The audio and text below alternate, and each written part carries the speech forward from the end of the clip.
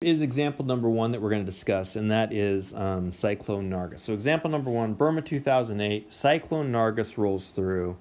Cyclone is just a hurricane, and it rolls through Burma, and 138,000 people are killed. Now, not only this, usually, and this is the truth of most natural disasters, it's not just the disaster itself that's the problem, it's the aftermath of it. So as you can see here, just because the cyclone's over doesn't mean the problem is over. The stuff is damaged, but also there is tons of standing water all over the place. So let's just talk about this for a second.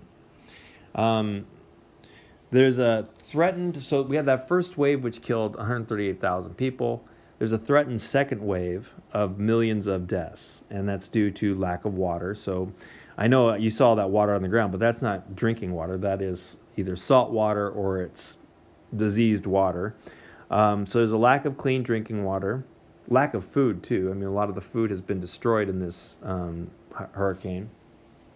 Disease, wherever we find standing water, you're going to get things like higher incidence of malaria, you're going to get dysentery, all that kind of stuff, starvation.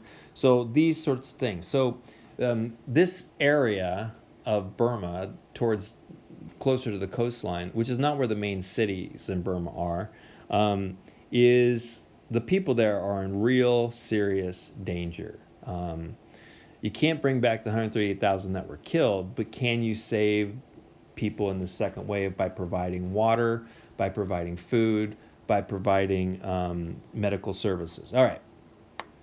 So the United States and a bunch of other countries said, yeah, we're ready to come help out. Whatever you guys need, we'll send you stuff. NGOs called up, said, we've got all this stuff we're ready to send to you. Burma, the military leaders in Burma said no. They resist the international aid.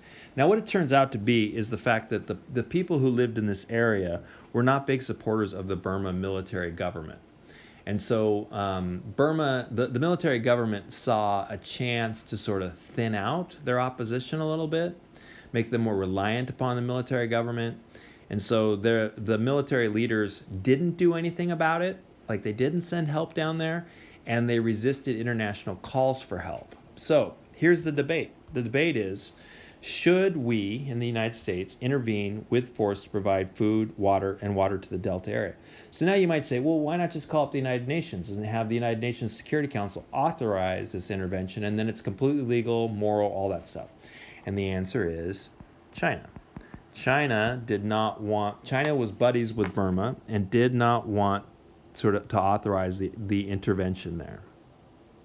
So this debate goes on. Should we intervene with force? And by this, I don't mean that we take out the Burmese military government or that the Burmese military government would have even stopped us. Just that if you're going to send if you're going to send the medicine and all that in, you have to send in the troops to protect it, to provide food and water to the Delta. Well, what ended up happening is we actually didn't intervene. What the United States did is they put a lot of pressure on China.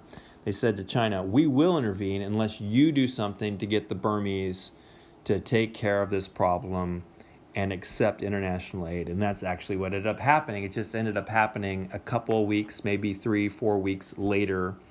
And lots of people did die in this second wave. Not as many as would have died had nobody done anything, but still hundreds of thousands of people died in that second wave. Should the United States have intervened? That's part of that conversation. All right, you're going to take a look at another example, NATO and Kosovo.